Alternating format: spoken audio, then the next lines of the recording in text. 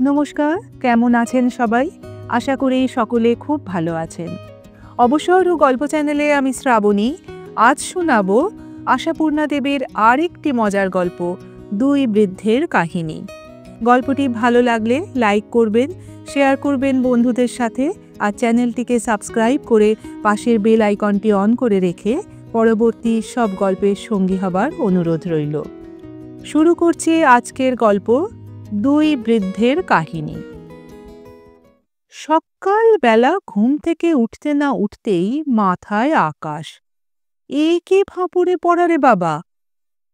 একই সদরে খিড়কিতে দুদিকে দুখানা গাড়ি এসে হাজির ডাক্তারকে নিয়ে যেতে। বেলগার বাবুদের টমটম, তেগেছের বাবুদের ফিটন। বেলগার কর্তাবাবুর এখন তখন, তেগেছের বড় কর্তার নাড়ি ছাড়ে ছাড়ে। এখন আশু ডাক্তারের কাছাকোছা সামলায় কে? কাদের গাড়িতে উঠে বসবেন, কাদের গাড়ি ফেরত দেবেন? যমরাজের আক্কেলটা দেখো, দুই গাঁয়ের দুই মাথা একই সঙ্গে উপরে নিয়ে যাবার পরোয়ানা পাঠাতে ইচ্ছে হলো। কেন, একদিন আগুপিছু হলে চলতো না? এ তল্লাটে আশু ডাক্তারের হাতে ছাড়া কারো মরার উপায় নেই। এ তো তোমার না জানা নয় হে বাপু যমরাজ। তবে দুদিকে দুজনকে সমান জরুরি তলব। বেহুঁশ যমরাজের ওপর চোটে মোটে আশু কাঁধে গামছা ফেলে গাড়ু নিয়ে ছুটে বেরিয়ে গেলেন মাঠে। কিন্তু গেলেন তো গেলেনই, ফেরার নাম নেই কেন? এদিকে সদর খিড়কি দুদিক থেকেই ঘোড়ার চি আওয়াজ আসছে, তার সঙ্গে পা ঠোকার। যদিও হাড়জির চিরে পাঁজরা শার্ট, শুকনো আখের মতো সরু খটি খটি পা, তবু আওয়াজগুলো কম জোরালো নয়। কারণ খিড়কিতে পানা পুকুর, কেঁচো কেন্নর প্রাদুর্ভাব, সদরে শিউলি গাছ, শুঁয়োপোকার বৃন্দাবন। যারা গাড়ি নিয়ে ডাক্তারকে নিতে এসেছে তারা অধৈর্য হচ্ছে। আশু ডাক্তারের বড় ছেলে ঘর বার করছে আর বারবার এগিয়ে গিয়ে মাঠের দিকে দৃষ্টিক্ষেপ করছে। কাজটা যে বেশ সভ্য হচ্ছে না তা বুঝছে, কিন্তু উপায় কি? নিদানকালে অন্য বিধান। ডাক্তারের ছোট ছেলে আবার মাঝে মাঝে মুখের সামনে মুঠো পাকিয়ে কু দেবার ভঙ্গিতে সরু সরু গলায় ডাক দিচ্ছে, বাবা, আর কতক্ষণ, বাবা চলে এসো। ডাক্তার গিন্নি মুখ ঝামটে বলেন, দেখ গে, তোদের বাপ দুটো গাড়ি চড়বার ভয়ে শটকান দিল কিনা। ধ্যাত, কি যে বলো, বাবা ওই রকম। কিন্তু সত্যি, এতক্ষণ মাঠে গিয়ে কি করছেন ডাক্তার? তাহলে বলতেই হয় কি করছেন।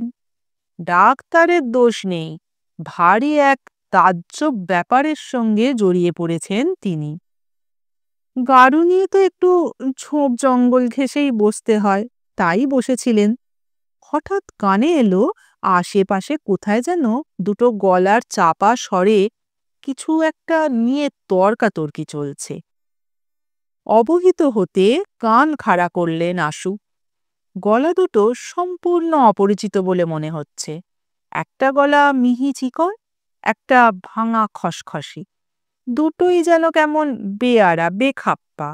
এই তল্লাটের কার গলার অচেনা আশু ডাক্তারের? কে এরা? ছিঁচকে চোট্টন নয় তো? রাতে চুরি চামারি করে এখন বখরা নিয়ে তর্ক জুড়েছে। গলা খাকারে দিয়ে হাঁক পারলেন, কেরা? কে ওখানে? কি হচ্ছে শুনি? একটু নীরব, তারপর দুটো গলার ফিসফিসে আওয়াজ। তারপর খসখসে গলাটা বলে উঠল, একে আমরা একটা সমস্যায় পড়েছি। কি সমস্যা শুনি? চুরির বখরা নিয়ে বুঝি? মিহি গলাটা বলে উঠল, তা এক প্রকার তাই মশাই, চুরিও বটে, বখরাও বটে। তবে বটে বটে, কই আয় তো দেখি এদিকে। মিহি গলাটা বলে উঠল, আগে ওদিকে যাব কি করে মশাই, সামনে গাড়ু দেখতে পাচ্ছি যে। থাক থাক, সে ভাবনা তোদের ভাবতে হবে না। দুহাতি গামছা আছে আমার। কটমটিয়ে তাকিয়ে রইলেন আশু। দেখলেন কোথা থেকে যেন গুটি গুটি দুটো লোক বেরিয়ে এলো। আর দেখেই চিনতে ভুল হলো না ডাক্তারের। গলা অচেনা বটে, চেহারা চেনা। জ্ঞানাবোধেই তো ছবি দেখে আসছেন দুজনেরই। তাছাড়া ধন্বন্তরী হয়ে পর্যন্ত রাত বিরেতে রুগীর আত্মীয় স্বজনের মরা কান্নার দাপটের মধ্যে ফস করে একবার এদের ছায়াও দেখেছেন। একটা ছায়া হালকা পালকের মতো, পিঠে পরীর ডানা, একটা কালো মুস্কো, হাতে ভীমের গদা। কিন্তু দুটোকে একই জায়গায় কখনো তো দেখেছেন বলে মনে পড়ছে না ডাক্তারের। দুটো একসঙ্গে সশরীরে ব্যাপারটা কি? মাথা ঝিমঝিম করে এলো আশু ডাক্তারের। তবু শক্ত হয়ে কড়া গলায় বলে উঠলেন, এখানে কি মতলবে কি? অ্যাঁ, এখন কি মতলবে?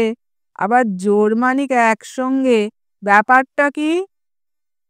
কালো মুস্কোই এগিয়ে এলো, লম্বা একখানা জিভ কেটে বলল, না না, এখানে কোনো মতলব নাই আজ্ঞে, একটা মুশকিলে পড়ে এসে পড়েছি।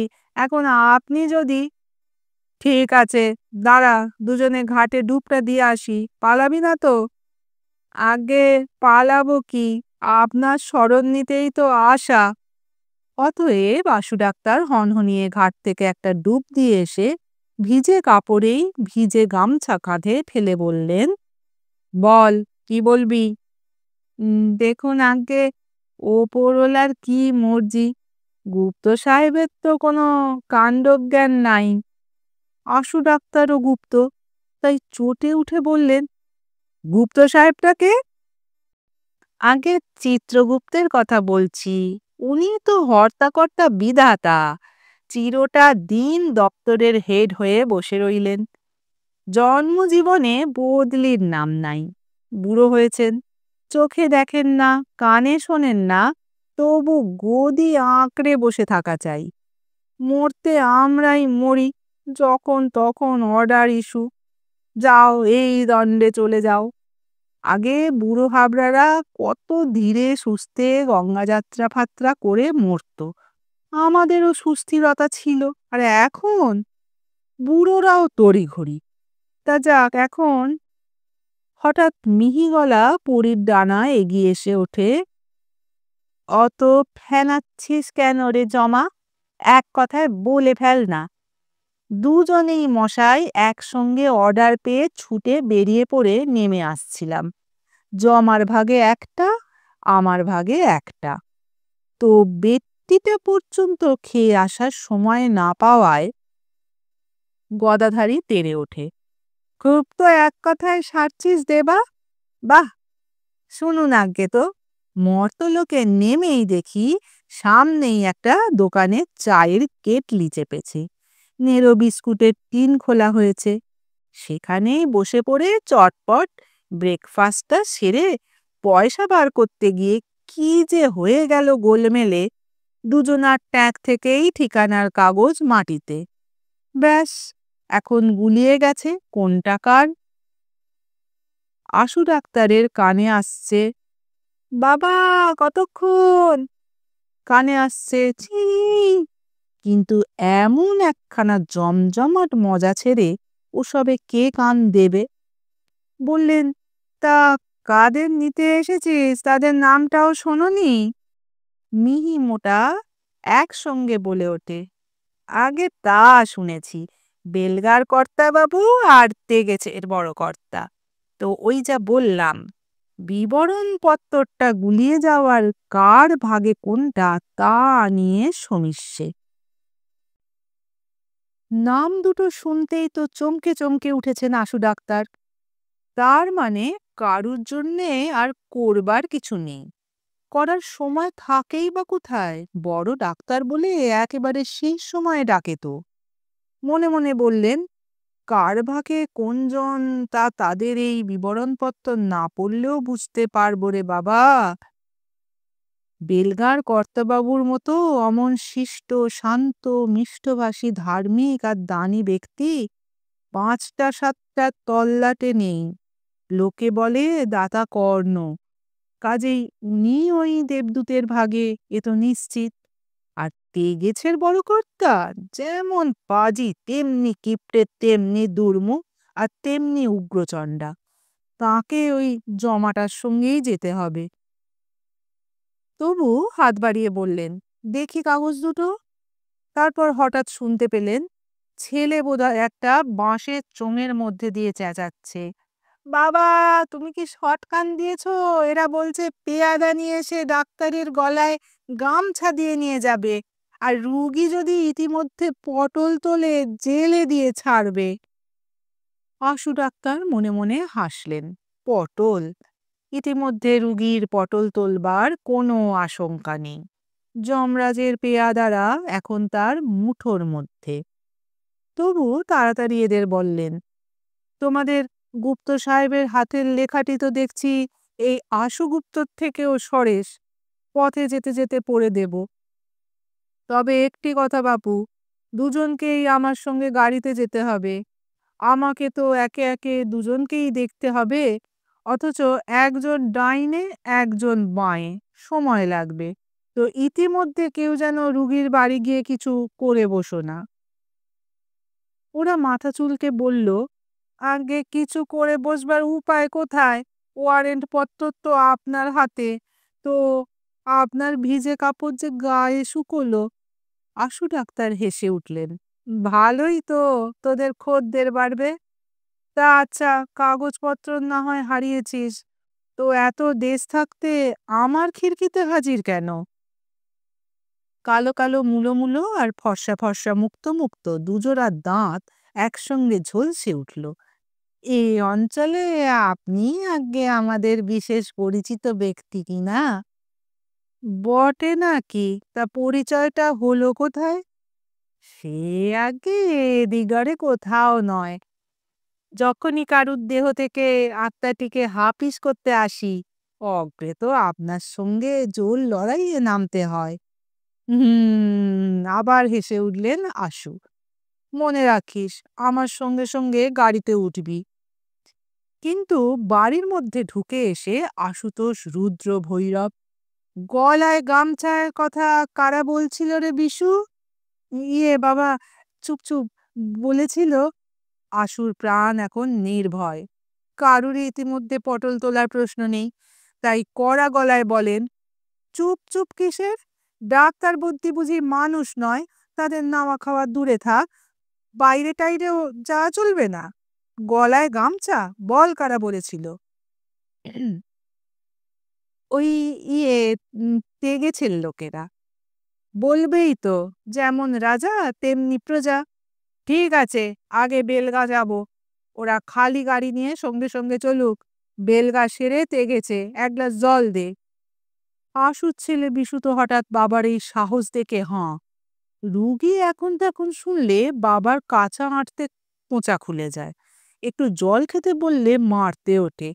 আর এখন কি গয়ঙ্গচ্ছ ভাব! তেগেছের লোককে অগত্যাই খালি গাড়ি নিয়ে সঙ্গে সঙ্গে যেতে হলো। তবে ভারী মুখে শাসিয়ে নিল, বছরে যদি বড় কর্তার ভালো মন্দ কিছু হয়ে যায়, তাহলে কিন্তু কোর্ট কাছারি, মনে রাখবেন ডাক্তারবাবু। দেখে এসেছি নারী ছাড়ে ছাড়ে। ডাক্তার সদর্পে বেলগাঁর গাড়িতে উঠতে উঠতে বললেন, বছরে ভালো মন্দ অমনি হলেই হলো? আশু বলতে গিয়ে নারী ধরবার আগে নারীর কত বড় সাধ্যি দেখি যে ছেড়ে চলে যায়। গাড়িতে উঠে কাগজ দুটো চোখের সামনে মেলে ধরলেন বটে ডাক্তার, কিন্তু পরে কার সাধ্য? কোন ভাষা কে জানে? পৃথিবীর যাবতীয় ভাষার মিক্সচার কিনা। কিন্তু সে কথাটা তো ভাঙতে পারেন না। কাগজ দুটো মুঠোয় রেখেই গম্ভীর হয়ে বললেন, বুঝেছি, চলো এখন। কিন্তু খবরদার, আমার অনুমতি না নিয়ে হাপিস টাপিস চলবে না। ওহে কচুয়ান, জোরে! আহা, বেলগাঁর কর্তাবাবু যেন আশুবুদ্ধির জন্যেই টিকেছিলেন এতক্ষণ। ওকে দেখার পর বালিশের তলা হাতড়ে একটা খাতা বার করে ক্ষীণ গলায় বললেন, ডাক্তার, খাতাটা তোমায় জিম্মায় রাখছি। আমার শ্রাদ্ধ বাসরে যেন একটু পাঠ করা হয়। কি কি এ? পড়ে দেখো, শ্রাদ্ধ সভায় পাঠ করো।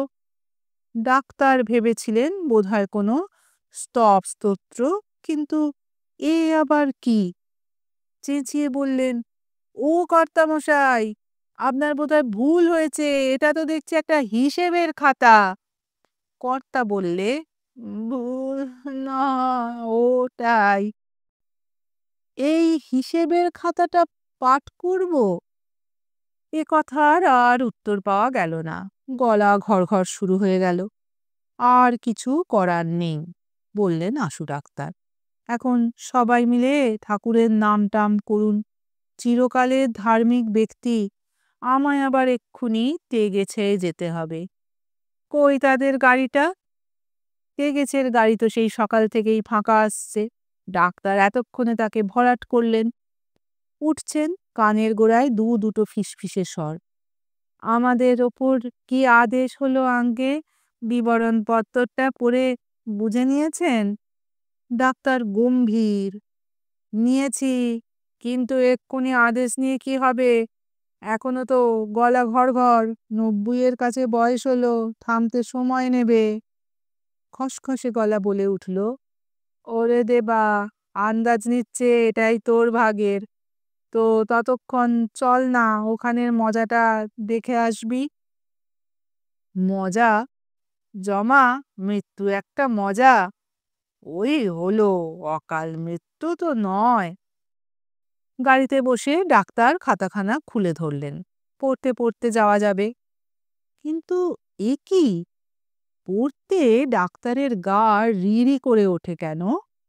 হ্যাঁ, মাথা জ্বলে ওঠে কেন? হ্যাঁ, কি বেহায়া! চোখের চামড়াহীন লোক গো! সারা জন্মের পুণ্যকর্মের হিসেব কষে রেখেছে। সাল, তারিখ, মাস, তিথি ধরে ধরে পুজো, আচ্ছা, তীর্থধাম, ব্রত নিয়ম, ব্রাহ্মণ ভোজন, সাধু ভোজন, দান ধ্যান, মায় ভিখিরিকে পুরনো কাপড় ৫ নয়াটি পর্যন্ত খাতায় উঠে বসে আছে। আবার তলায় তলায় মন্তব্য, উফ, কত পুণ্য! সকলে সব পুণ্য জড়ো করিলেও আমার তুল্য হইবে না। আমার অক্ষয় স্বর্গ মারে কে? আশু ডাক্তারের মুখে একটু মিচকি হাসি ফুটে ওঠে। অতঃপর তেগেছের বাবুদের দেউড়িতে। বাইরে থেকে মনে হচ্ছে রুগী একটু বোধহয় সামলেছে। বাড়ির লোক মারমুখী হয়ে তেড়ে এলো না। শুধু নাতি এসে বলল, এসে গেছেন? বাঁচলাম। ঠাকুরদা আপনাকে কি যেন বলবেন বলে রাত থেকে ছটফট করছেন। ডাক্তার একটু হাসলেন। কি আর বলবেন, খুব ভালো ওষুধ, এই তো। তা ৮০ তো পার করলেন, আর কেন? কথাটা বড় কর্তার কানে ঢুকে গেছে। ডাক্তারকে দেখেই চিরকালের স্বভাবে প্রায় খিচিয়ে ওঠেন। ভালো ওষুধ পাবে কোথায় হে ডাক্তার? ঘন্টা! তোমাদের ওষুধের বাহাদুরি জানা হয়ে গেছে ডাক্তার, সব লবডঙ্কা। ওষুধের কথা নয়, কথা হচ্ছে অন্য। এই, জল দে। থাক বড় কর্তা, আপনার এখন কথা বলতে কষ্ট হচ্ছে, পরে হবে। পরে হবে? বড় কর্তার দাঁত আবার খিচিয়ে উঠল। স্বভাব কোথা যাবে? কথায় বলে মরলে যায় না। পরে হবে? যমদূতে যখন ডাঙস মারতে মারতে নিয়ে যাবে তখন হবে?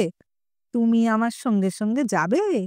এই বলি, শোনো ডাক্তার, সারা জীবনের যত অপকর্ম করেছি, বিছানায় পড়ে অবধি ভেবেছি তার একটা লিস্টই খাতায় লিখে রেখে যাব। তার সময় হলো না। এই, জল দে। বড় কর্তা, থাক ওসব কথা, খামোখা পাপই বা করতে যাবেন কেন? কে বলেছে পাপ করেছেন? বলবে আবার কে? আমিই বলছি। বড় কর্তা জল খেয়ে একটু গম্ভীর হয়ে বলেন, করতে যাব কেন? টাকার জন্য। আবার কেন? টাকার জন্যে করিনি এমন দুষ্কর্ম নেই, বুঝলে ডাক্তার। জাল, জোচ্চুরি, মিথ্যে কথা, লোক ঠকানো, ধার নিয়ে ফাঁকি, ধার দিয়ে সুদের দায়ে সর্বশান্ত করে দেওয়া কিচ্ছুটি বাকি রাখিনি। টাকার পাহাড় জমিয়ে বসে আছি, কিন্তু এই জল দে, গঙ্গা জল দে এবার। ঠাকুরদা, চুপ করো। এই চুপ!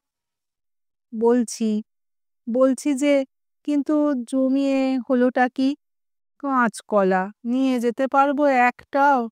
নিয়ে যাব শুধু ওই কার্যের অসৎ ফলের বোঝাটি। ওহ ডাক্তার, সারাটা জীবন বুদ্ধুর মতো এই বৃথা খাটুনি খেটে মোলাম, আর তার বদলে অনন্ত নরক ডাক্তার, স্রেফ অনন্ত নরক। না, এই হতভাগা পাতকী পামরের নরকেও ঠাঁই হবে না। আমায় গরম তেলে ফেলে ভাজবে। আমায়। আশু ডাক্তার বললেন, ও বড় কর্তা, এত উতলা হচ্ছেন কেন? নরকে ঠাঁই না হয় স্বর্গেই হবে। ডাক্তার, আমার সঙ্গে ঠাট্টা? কি মুশকিল, ঠাট্টা কেন? একটা কোথাও তো সিট পেতে হবে। তে শূন্যে ঝুলতে পারেন না তো?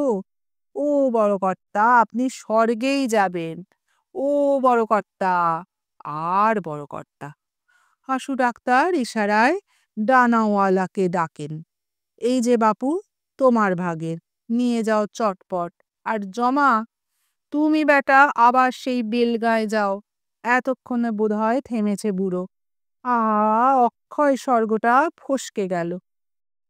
মিহি আর মোটা দুটো গলা ফিসফিসিয়ে ওঠে।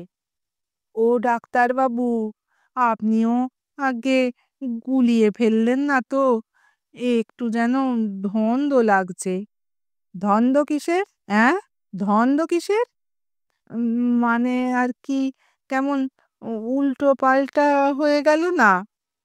দপ্তরে মাল জমা দিতে গিয়ে হেনস্থা হতে হবে না তো? আশু ডাক্তার কড়া গলায় ধমক দেন। হেনস্থা হোস তো ওই আশুবুদ্দিকে গলায় গামছা দিয়ে টেনে নিয়ে যাস সাক্ষী দেওয়াতে। দেখিস ফাইল দেখিয়ে তোদের এই গুপ্ত সাহেবকে ঠান্ডা করে দিতে পারি কিনা। তাহলে বলছেন নির্ভয়ে? নির্ভয়ে। অতএব দুই পেয়াদা খোশ মেজাজে দুটি আত্মাকে দেহের খোলস থেকে হাপিস করে নিয়ে শোঁ করে ওপরে উঠে গেল। যার ডানা আছে সে তো স্রেফ তত্তরিয়ে। গদাধারীর পৌঁছতে কিছু বিলম্ব ঘটতে পারে, পথে খানাখন্দ আছে। আশু ডাক্তার হাঁক দেন, কই হে গাড়িটা, চটপট চালা বাবা, সকালে চাটুকু পর্যন্ত। নমস্কার। গল্পটি ভালো লাগলে চ্যানেলটিকে সাবস্ক্রাইব করে পরবর্তী গল্পের সঙ্গী হবেন।